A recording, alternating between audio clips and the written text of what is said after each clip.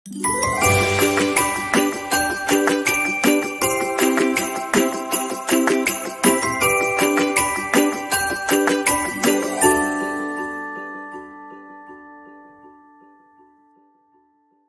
nah ini Bandara Hong Kong kondisinya sudah mulai ramai ya.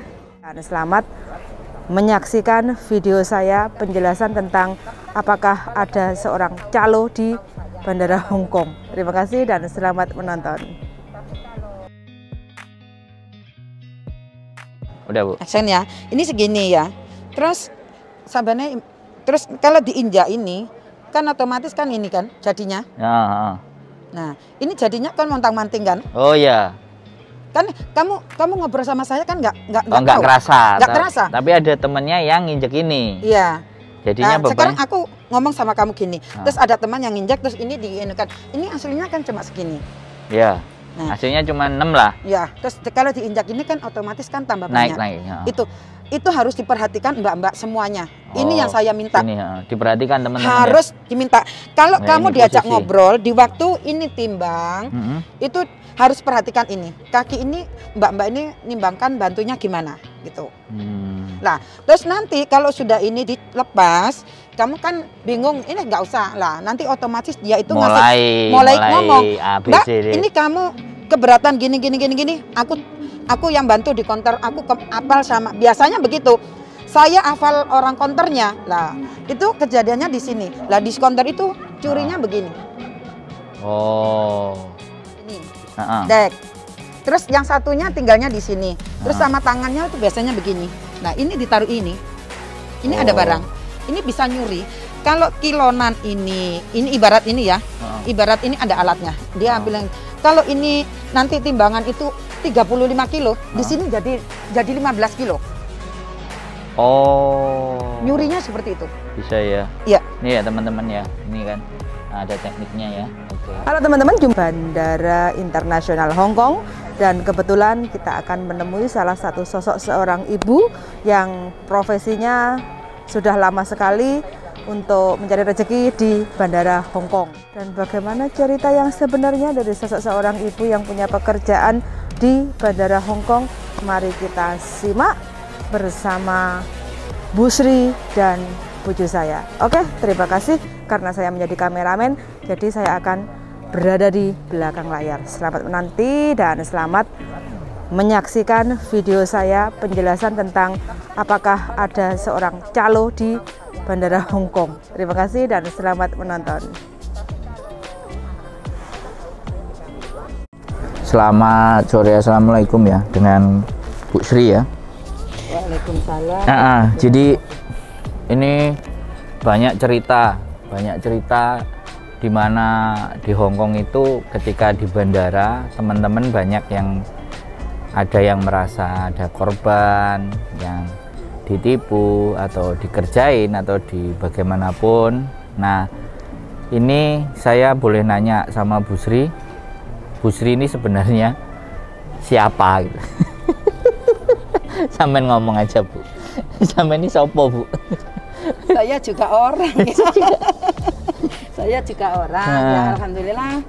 Saya memang pernah kerja di bandara satu sini, tapi saya kerja di dalam diikut Cathay Pacific Cargo.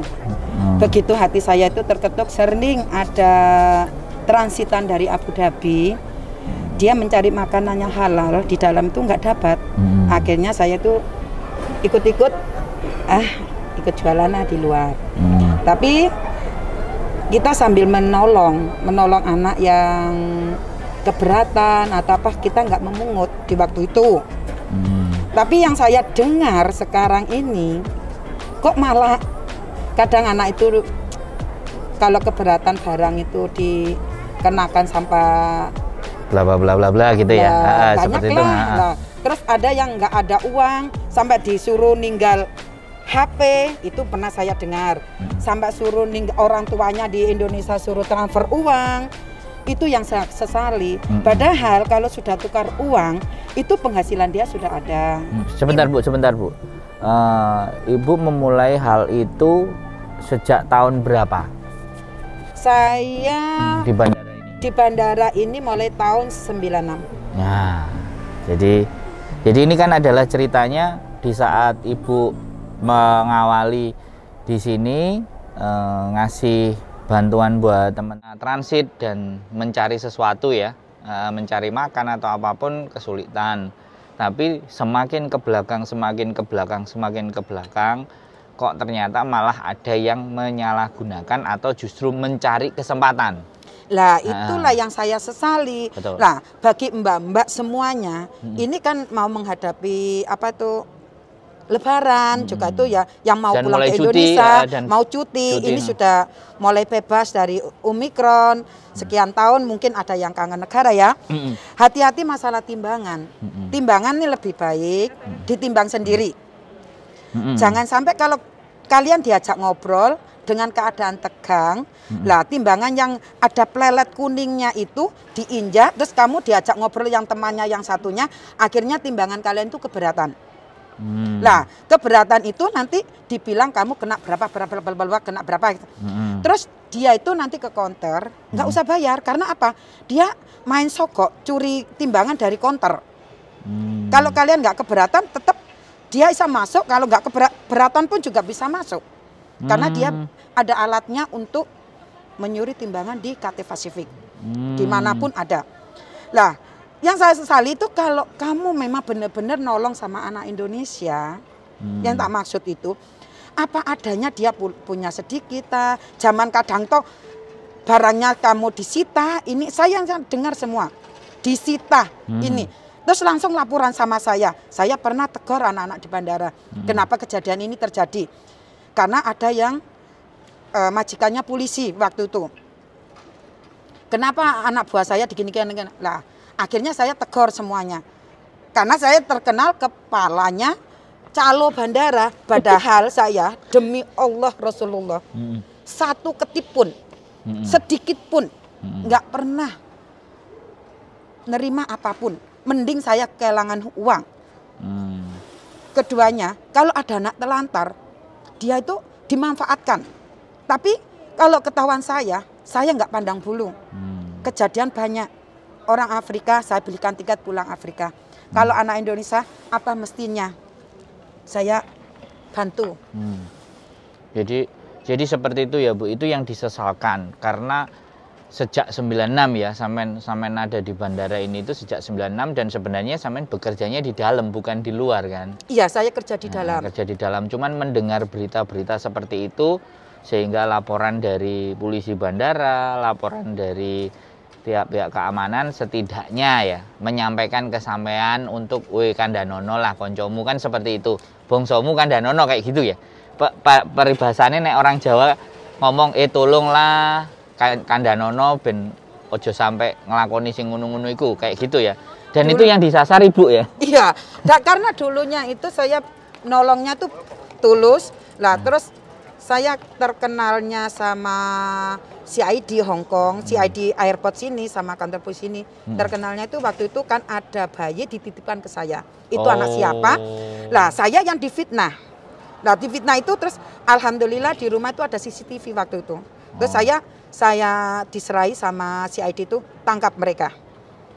Kamu tunjukkan. Lah saya masih punya hati sebagai orang Indonesia, masih punya perasaan. Jangan dekat di situ karena si ID ada di sisi sekitar kita. Kita ngasih tahu ya buat teman-teman, buat ada yang bermasalah. Iya. Tapi ada anak-anak itu mengabaikan, jangan percaya, mana si ID dengar sama dia. Akhirnya ya saya dengan terpaksa menuding dia orangnya. Akhirnya dipegang lah. Lah anak ini dipegang ini menuduh saya yang bukan-bukan. Saya orang jahat, orang apa gini-gini. Tapi si ID gak mendengarkan masalah itu. Pokoknya kena lah sudah. Iya. Selesai. Akhirnya si ID manggil saya ke Norpoint waktu itu. Saya di Norpoint diinterogasi. Kamu nggak salah, kamu benar membela negara.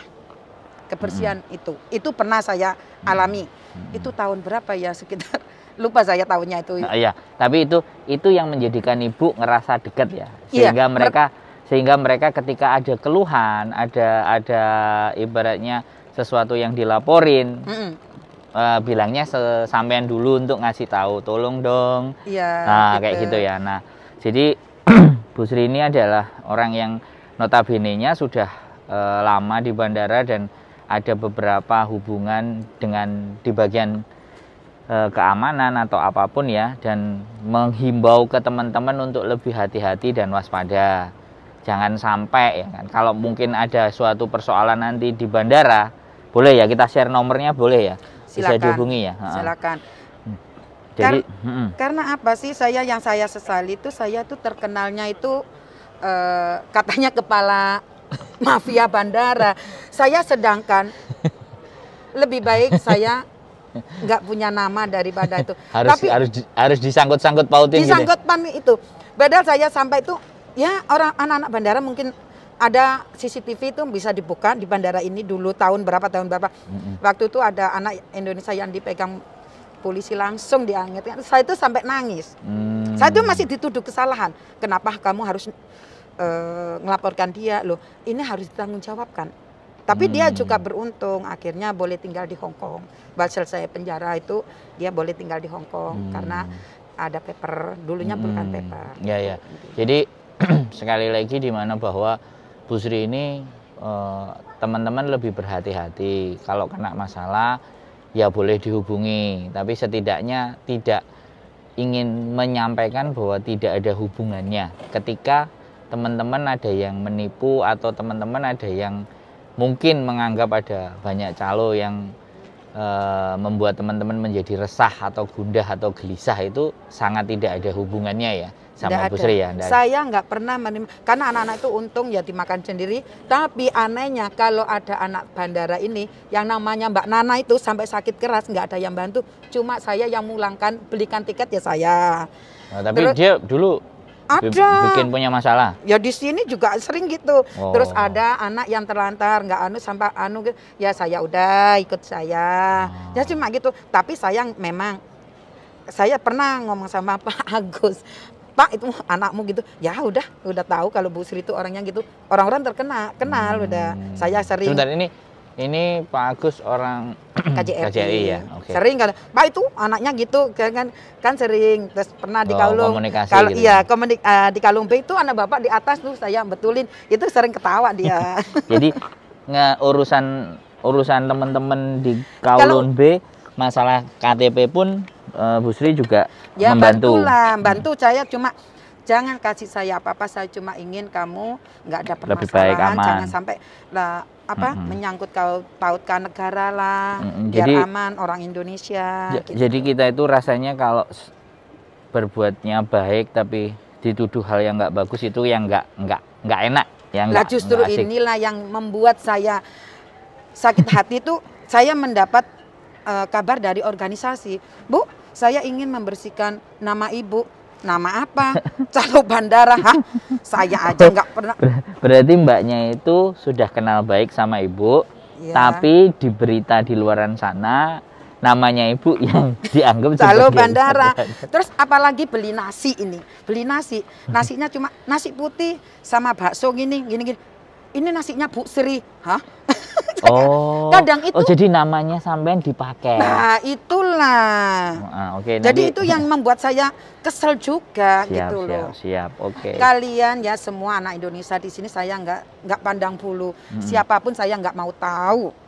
Cuma saya intinya ingin menolong. Jangan sampai membantu. Jangan sampai anak orang Indonesia dapat nama jelek atau apa. Saya ingin sekali cuma itu, nggak ingin apa-apa, saling tolong menolong lah, jangan dimanfaatkan gitu. Itu aja pesan saya. Siap. Oh ya, sama pesan tadi terakhir ya Bu Sri.